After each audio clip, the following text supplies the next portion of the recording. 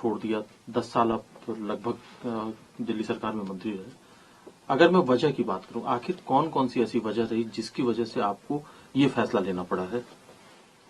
देखिए, वजह तो मोस्टली जो मैंने लेटर लिखा है उसमें कुछ जो मेन जो चीज़ें रहीं वो सारी मैंने उसमें डिटेल आउट कर दी हैं। तो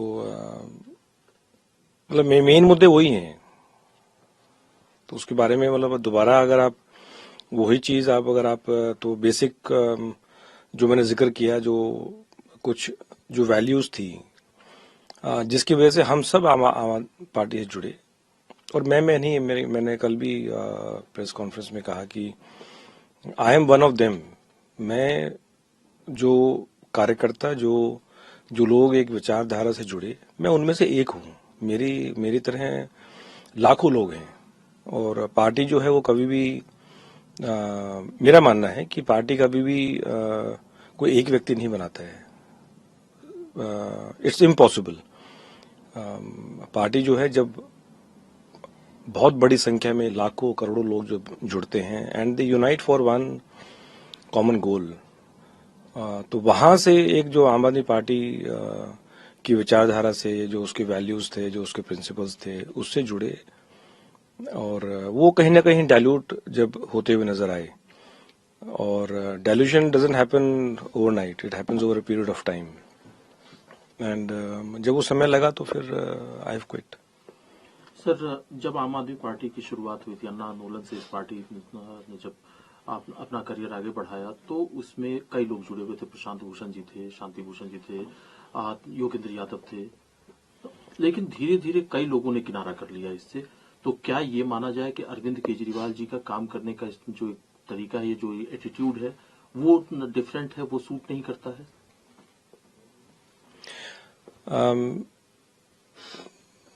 मैंने आपको कहा कि it doesn't happen overnight, it happens over a prolonged period, और कुछ चीजें जो हैं वो समय भी लगता है उनको समझने में। मैं ये भी बार बार रिपीट कर रहा हूँ कि हम सब लोग एक कुछ जो वैल्यूज थे, कुछ प्रिंसिपल्स थे, उनसे जुड़े थे। अगर उनमें कहीं डाइल्यूशन नजर आता है तो फिर आई थिंक मैंने हिम्मत करके क्विट किया। मेरी तरह बहुत लोग हैं जो हिम्मत नहीं जुटा पा रहे, और I think they will continue. लेकिन सर, आपने क्विट करने का फैसला लिया, जो पहली प्रतिक्रिया आई आम आदमी पार्टी की तरफ से, उन्होंने कहा कि कैलाश गहलोत जी ईडी सीबीआई के दबाव से वो डर गए और इस वजह से उन्होंने पार्टी छोड़ दी। अच्छा, एक चीज बताइए कि 2018 में इनकम टैक्स की सर्च हुई मेरे घर, तो मैं तो नहीं डरा, तो दबाव तो उस टाइम भी होगा या नहीं था? सीबीआई ने मुझे क्वेश्चनिंग किया, और जितनी बार सीबीआई ने बुलाया, जितनी बार समन आए, मैं गया, जितने भी उनके सवाल थे उनके जवाब दिए। तो डर तो उस टाइम भी होगा। ईडी की, हालांकि सीबीआई की जब क्वेश्चनिंग हुई, आई थिंक वो किसी को नहीं पता, बिकॉज मेरा शुरू से ये रहा है कि भाई मीडिया में या प्रेस कॉन्फ्रेंस के माध्यम से जरूरी नहीं होती सारी चीज बतानी, या हर छोटी चीज पे प्रेस कॉन्फ्रेंस करना, ये भी मेरे ख्याल से उचित नहीं है। ईडी का समन आया तो जब बुलाया तो मैं बिल्कुल गया। उन्होंने जितने सवाल पूछे, और मैंने हर संभव तरीके से कोऑपरेट किया हमेशा। तो फिर डर तो उस टाइम होना चाहिए था। आज के दिन तो मेरे ऊपर कोई किसी प्रकार का क्वेश्चनिंग या summons, there is no summon pending as of now, there is no inquiry pending as of now, तो कौन सा डर है ये? और मैंने कल भी ये कहा, मैं डर और दबाव में मैंने आज तक ना काम किया है, और मेरे ऊपर किसी प्रकार का कोई दबाव नहीं है।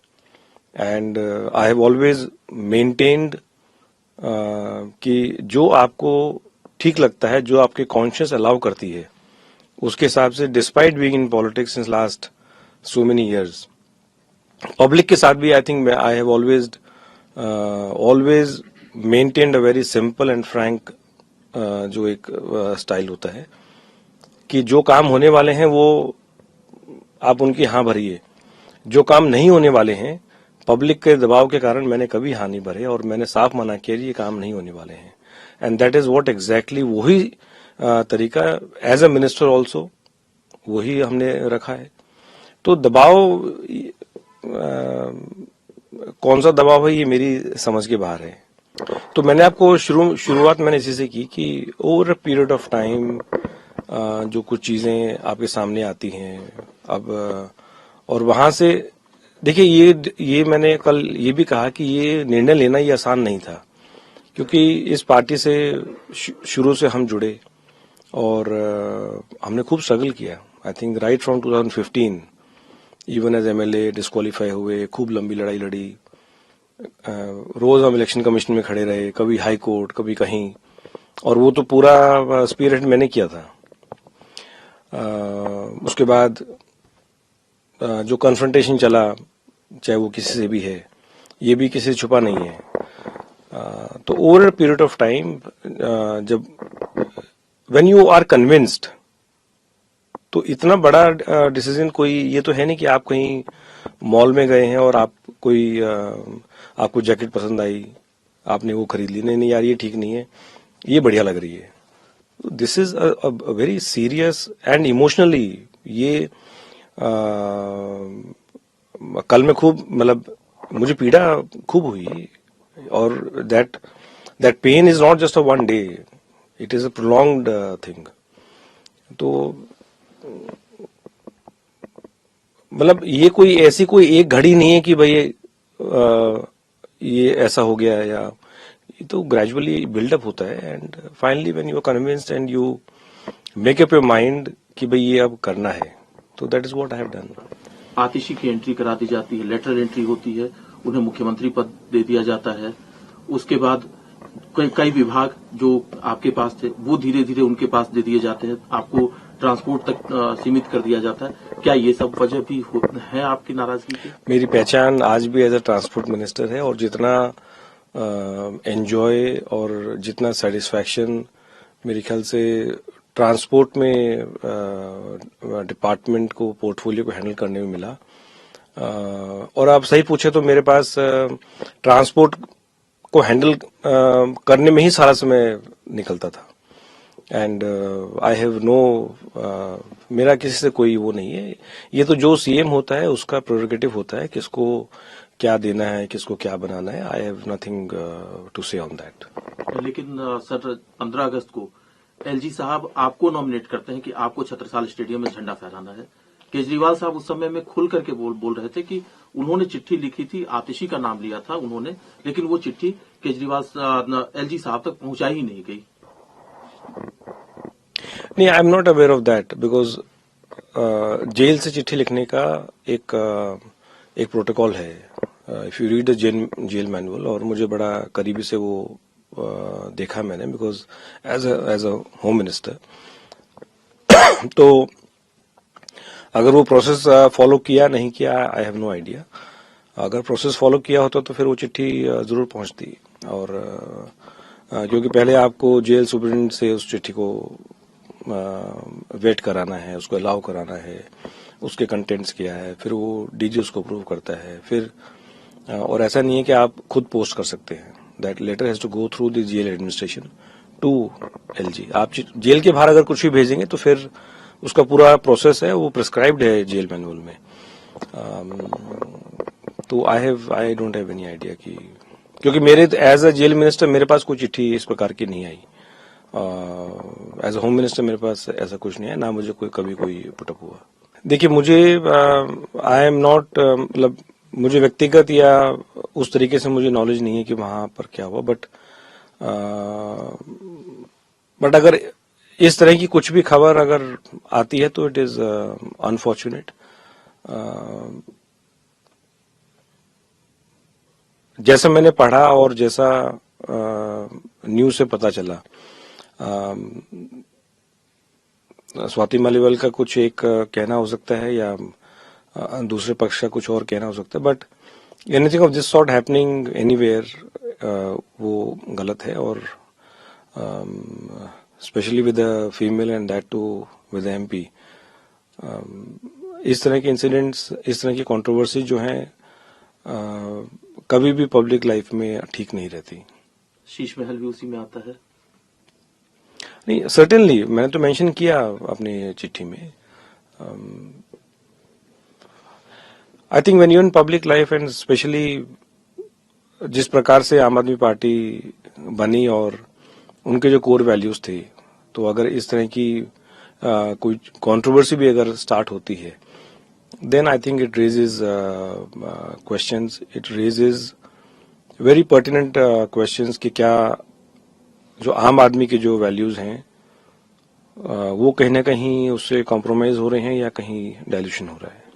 सर, दिल्ली सरकार में मंत्री के तौर पर जब नाम आता है, तमाम लोग जो दिल्ली सरकार के कामकाज का आकलन करते हैं, तो आपका नाम आता है कि आपने जब तक मंत्री के रूप में काम किया तो आपने साइलेंटली काम किया। आपका एक धड़ा जो कि लगातार टकराव के मोड में रहता था, लेकिन आप उन लोगों में से थे जो कि टकराव से ज्यादा काम करने में ध्यान रखते थे, जिसमें कि आपने कैब एग्रीगेटर हो या लो फ्लोर प्रीमियम बसें हो, इन सब चीजों को लेकर के आपकी फाइल कभी नहीं रुकी। लेकिन एक मुद्दा है, मार्शल्स का मुद्दा है, या जो कॉन्ट्रैक्ट पे काम कर रहे हैं डीटीसी के, वो कहाँ उसमें दिक्कत आ गई सर? बस मार्शल्स का आई थिंक इट इज, अगर आप एक्ट को पढ़ें तो उसमें this is what I think जो प्राइम कंसर्न रहा ऑफिसर्स का भी, जो डिजास्टर एक्ट है वो उसको उस तरीके से व्यू नहीं करता। हालांकि फाइल पे अप्रूवल है और कहीं ना कहीं I think it got embroiled in politics. वो राजनीति की उसमें ये जो मुद्दा है ये फंसता चला गया और किसी एक फाइल पे आई थिंक कहीं वो कुछ नोटिंग भी जो सामने आई कि अब उसको इंटरप्रेट किस प्रकार से हुआ नहीं हुआ, बट आई थिंक बस मार्शल्स जो बढ़िया काम कर रहे थे वो सारा जो प्रोजेक्ट है और फीमेल्स को माइंड में रखते हुए जो स्टार्ट किया वो कहीं ना कहीं फिर इफेक्ट हुआ और काफी हजारों की संख्या में जो बस मार्शल्स थे वो उनकी जो नियुक्ति हुई थी वो क्वेश्चन में आई। और अब तो खैर कहा है कि वो उसको पॉलिसी वगैरह फ्रेम करें और एलजी सेड कि उसको पुटअप करें and we will approve it. Maximum time आपकी फाइल नहीं रुकी, लेकिन दूसरा धड़ा हर बार ये आरोप लगाता है कि केंद्र सरकार काम नहीं करने दे रही, एलजी फाइल रोक रहे हैं। क्या कहना चाहेंगे इस बारे में? नहीं, मेरा इसके बारे में क्या कहना है, मैं तो हमेशा I have always worked silently. मैं तो I believe in working and I think अब मैं तो अच्छी भली प्रैक्टिस चल रही थी और बढ़िया क्लाइंट्स थे, तो वहां से आम आदमी पार्टी ज्वाइन करके फिर, बट आई थिंक मेरा फोकस हमेशा काम पे रहा है। हालांकि कुछ लोग कहते हैं यार तुम चुपचाप काम करते रहते हो। I believe in working and I enjoy working. Public का जितना मैक्सिमम काम हो सके वो हमेशा मेरा गोल रहा है and I believe in constructive politics. राजनीति में आने का मतलब ये नहीं कि आप सुबह से शाम तक एक नया मोर्चा खोल के रखें, क्योंकि अगर आप पूरी एनर्जी पूरी ताकत अगर आप लड़ाई झगड़े में लगा देंगे, आई थिंक मतलब I can say it with 100% conviction, कोई भी मंत्री कोई सीएम अगर पूरी एनर्जी पूरी ताकत, कोई भी सरकार और कोई भी व्यक्ति अगर क्यों ना हो, एज अ लॉयर हमने पहली चीज सीखी थी कि अपनी पर्सनल लिटिगेशन कभी कोर्ट में मत लेके जाओ, क्योंकि आदमी जब लड़ाई झगड़ों में फंसा रहेगा, and I think same advice businessman को कहा जाता है कि भाई अपनी लिटिगेशन अपने झगड़े कम से कम रखिए, विवाद जो है कम से कम रखिए, ताकि आप और जो जरूरी चीजें हैं उस पे आप फोकस कर सकें, क्योंकि समय उतना ही है, 24 घंटे है, वही टाइम है काम करने का और उतनी एनर्जी है। I have tried my level best कि जितनी अंडरस्टैंडिंग से, even with the officers also, मैं पता नहीं, I work with numerous IAS officers, senior IAS officers. ऐसा नहीं कि मेरा उनसे कोई झगड़ा नहीं हुआ करता था, लेकिन बंद कमरे में हमारा खूब झगड़ा हुआ करता था। But we have kept our files clean और एक अंडरस्टैंडिंग के साथ मैंने कोशिश की काम करने की, चाहे वो कोई भी ऑर्गेनाइजेशन हुई या कोई भी दिल्ली में काम करने का मेरे ख्याल से कोई, दिल्ली तो नेशन का कैपिटल है। अगर पूरी दुनिया में अगर भारत की इस महान राष्ट्र की अगर बात करें तो सबसे पहले दिल्ली का जिक्र होता है। And I believe that Delhi में वर्ल्ड क्लास फैसिलिटी होनी चाहिए हर तरह की, चाहे वो कोई भी सेक्टर है, चाहे वो कोई इंफ्रास्ट्रक्चर है। और I have always believed in working silently और आगे भी मैं यही करता रहूंगा। मेरी कोई इच्छा नहीं है कि किसी से बेकार में कोई लड़ाई झगड़ा करने की या कुछ गलत कमेंट करने की। And I maintain this in all across. मुझे खूब लोगों ने गालियां दी हैं, छोटे से छोटे पॉलिटिशियन से लेके बड़े पॉलिटिशियन ने मुझे गालियां दी हैं, लेकिन मैंने आज तक किसी के अगेंस्ट एक शब्द भी नहीं कहा है। क्योंकि कहीं ना कहीं बड़े बुजुर्ग ये भी कहते थे कि यार अपने आप को कंट्रोल करना मुश्किल है, जो मन में आया जो दिल में आया बोलना बड़ा आसान है। तो that is with that discipline I have always worked and I will continue working. Delhi वासियों के लिए जो भी काम होगा मैं करता रहूंगा और एक अच्छी साफ सुथरी राजनीति और एक कंस्ट्रक्टिव पॉलिटिक्स करने की इच्छा है और आगे हम काम करते रहेंगे। नहीं, वो तो मैटर्स कोर्ट में है और जो भी उसका लीगल रिकोर्स है, अब आई थिंक गवाही वगैरह चालू हो जाएगी और ट्रायल चलेगा। तो उसमें जो भी कोर्ट का निर्णय होगा वो सभी को, मतलब we all are bound by that order, चाहे उसमें कोई भी व्यक्ति है, कोई बड़ा छोटा, तो उसमें कुछ होता नहीं है। एक आखिरी सवाल है सर, फाइनल सवाल है। चूंकि आप पहले 10 साल मंत्री रहे, अब जिस पार्टी में आए हैं, इसी पार्टी ने बहुत सारे सवाल आपके ऊपर खड़े किए, बहुत सारे आरोप लगाए, घोटाले तक के आरोप लगा दिए। अब उन्हीं के साथ आपको काम करना है, कैसे चलेगा सर? किस तरह से ये रास्ता तय होगा?